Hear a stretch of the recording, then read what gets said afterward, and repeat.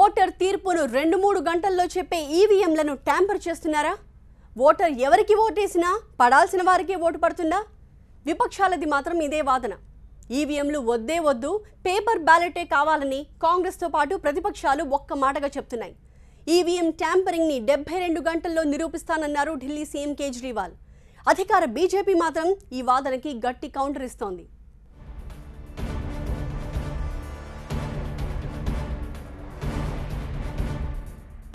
Electronic voting యంత్రాలను నిషేధించాలా?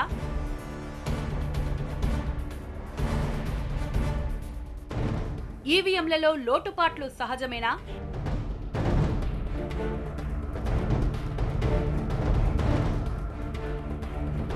Paper ballot విధానమే సరైందా? Electronic voting యంత్రాలపై దేశంలో కనీ విని ఎరుగని రీతిలో దుమారం రేగుతోంది. యూపీ ఎన్నికల్లో బీజేపీ తిరుగులేని విజయం సాధించిన తర్వాత విపక్షాలు ఒక్కసారిగా రూటు మార్చాయి. అధికారాన్ని ఆశించి భంగపడ్డ బీఎస్పీ అధినేత్రి మాయావతి తప్పంతా ఈవీఎంలదే అని ఆరోపించారు. ఈవీఎంలను ట్యాంపరింగ్ చేయడం వల్లే ఓట్లన్నీ కమలం గుర్తుకు పడ్డాయని ఫలితాలు రాగానే చెప్పారామె. తర్వాత ఆమ్ ఆద్మీ పార్టీ, కాంగ్రెస్ ఈ వాదనను మరింత బలంగా తెరపైకి తీసుకొచ్చాయి. ఎన్నికల కమిషన్ ఆశ్రయించాయి. అయితే ఎన్నికల కమిషన్ కూడా పార్టీలను తప్పుపట్టింది. ఎన్నికల్లో మీ ఓటమికి ఈవీఎంలని ఎందుకు నిందిస్తారంటూ నిలదీసింది ఈసీ. కానీ ఆమ్ ఆద్మీ తన వాదనను ఆపలేదు.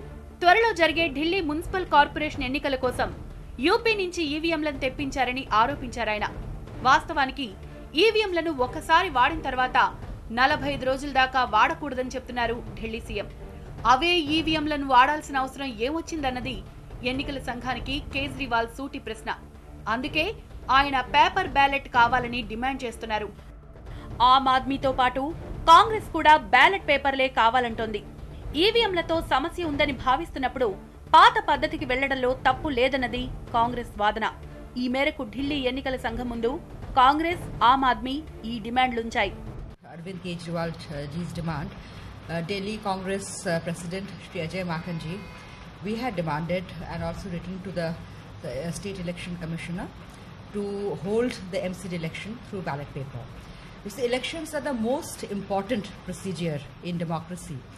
And if there is any question mark due to the use of EVM on this process, so I don't think there is any harm in going back to ballot papers. ప్రతిపక్షాల వాదనను అధికార BJP కొట్టిపారేసింది. గతంలో కాంగ్రెస్, ఆమ్ ఆద్మీ గెలిచినప్పుడు ఈవీఎంల tampering ఆరోపణలు ఎందుకు చేయలేదని నిలదీశారు ఆ పార్టీ నేత, కేంద్ర మంత్రి వెంకయ్య. ఓడిపోయామంటే ఈవీఎంల వలన ఎక్కడ ఓటేసినా ఈవీఎం అంటే కొత్త భాష అని చెప్పారు వాళ్ళు. ఈవీఎం ఎవరి ఓట్ మోడీ, ఈవీఎం. మరి పంజాబ్లో ఎందుకు జరగదయ్యా, గోవాలో ఎందుకు తగ్గాయంటే అదేందో ఆ టైంలో మర్చిపోయినారేమో. మరి ఢిల్లీలో ఆప్ ఎలా గెలిచింది? ఢిల్లీలో ఆప్ 67 సీట్లు గెలిచింది. 70 సీట్లు 67 సీట్లు గెలిచింది ఆప్. అప్పుడు ఈవీఎంలు మంచివి, ఇప్పుడేమో చెడవి. అందుకే ఇవాళ ఆఖరికి ఎలక్షన్ కమిషన్ కూడా సలహా ఇవ్వాల్సి వచ్చింది. ఎలక్ట్రానిక్ ఓటింగ్ యంత్రాల్లో ట్యాంపరింగ్ ఆరోపణల్ని తిప్పికొడుతున్న ఎన్నికల కమిషన్ కొత్త నిర్ణయం తీసుకుంది. 2019 ఎన్నికల కోసం M3 మిషన్లను కొనుగోలు చేస్తున్నట్లు ఈసీ ప్రకటించింది. ఒకవేళ ఎవరైనా వాటిని ట్యాంపర్ చేయాలని ప్రయత్నిస్తే అది పని చేయడం ఆగిపోతుంది. ఈ తరహా ఓటింగ్ యంత్రాలను కొనుగోలు చేస్తున్నట్లు ఎన్నికల కమిషన్ ప్రకటించడం వెనుకున్న టైమింగ్ పైనే ప్రధానంగా చర్చ సాగుతోంది. కొత్త యంత్రాలు కొనుగోలు చేస్తున్నారంటే ప్రస్తుత ఈవీఎంలు ట్యాంపరింగ్ ను తట్టుకోలేవా అన్నది అసలు పాయింట్. ఎన్నికల్లో ఓడిపోయిన పార్టీలు ఈవీఎంలదే తప్పని చెప్పడంలో నిజమెంత?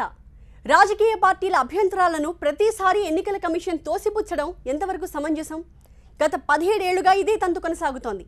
ఇన్నిసార్లు విమర్శలు రావడం వెనక కారణాలను ఎన్నికల కమిషన్ ఎందుకు అధ్యయనం చేయట్లేదన్నదే కామన్ మ్యాన్ వేస్తున్న ప్రశ్న.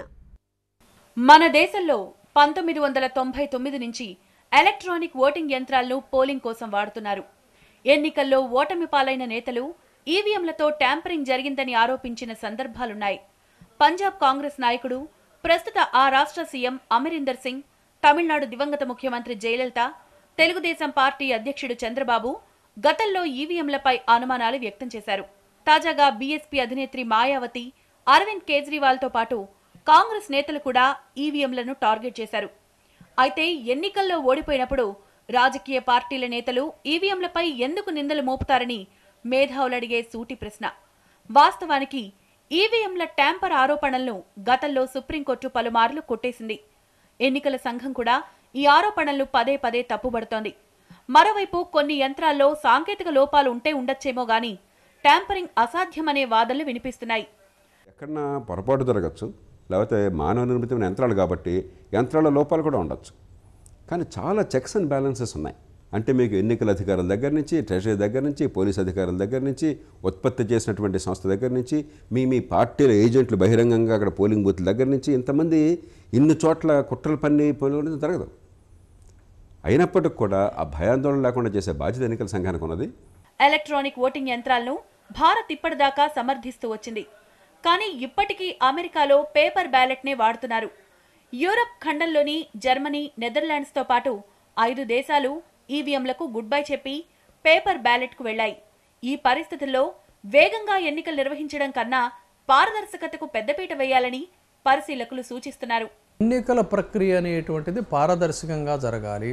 పారదర్శకంగా జరగాలి అన్నట్లయితే యూరప్ కంట్రీస్లో 5 కంట్రీస్లో బ్యాన్ చేసి మళ్ళీ తిరిగి వాళ్ళు బ్యాలెట్ పేపర్కి వెళ్ళినటువంటి పరిస్థితి ఉంది. కాబట్టి అయితే అతిపెద్ద ప్రజాస్వామ్య దేశమైనటువంటి ఈ దేశంలో వేగంగా, సజావుగా, పారదర్శకంగా ఎన్నికల ప్రక్రియ ఎలా జరగాలనే దానికి రాబోయే ఎన్నికలలో ఎలక్షన్ కమిషన్ కొన్ని సమగ్రమైనటువంటి నిర్ణయాలు తీసుకోవాలి. అలాగే భవిష్యత్తులో ఇలాంటి అనుమానాలకి తావులేనటువంటి విధంగా పారదర్శకంగా ఎన్నికలు జరిపించేటువంటి ప్రక్రియ ఎలక్షన్ కమిషన్ చేపట్టాల్సినటువంటి అవసరం ఉంది. ఎలక్ట్రానిక్ ఓటింగ్ యంత్రాల పనితీరుపై ఎన్నికల కమిషన్ ఎప్పుడు ఎలా వాదిస్తుందన్నది కీలకంగా మారింది. మధ్యప్రదేశ్ ఉప ఎన్నికల్లో ఈవీఎంల పనితీరుపై కాంగ్రెస్ అభ్యంతరాలు వ్యక్తం చేసింది.